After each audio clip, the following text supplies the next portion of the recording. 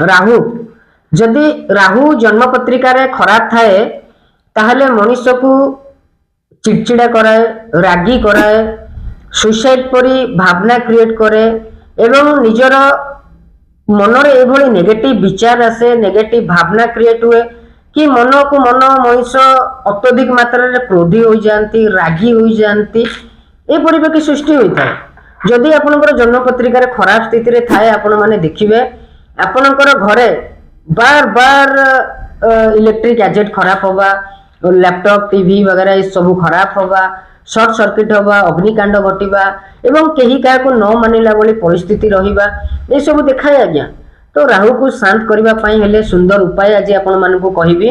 देखंतु मो हाथ रे अछि गोटे चांदीर चकोर टुकड़ा जाकी गोटे स्क्वायर पीस चांदीर एको जदि आपण माने बेकरे पिंधंती, बेकरे नियति भाव रे पिंधंती एवं आपण माने सदा सर्वदा आपनकर पॉकेट रे कैरी करिकि रखंती ताले देखिबे आपनकर राहुंकर जो नेगेटिव ऊर्जा थाए से समाप्त हेबो।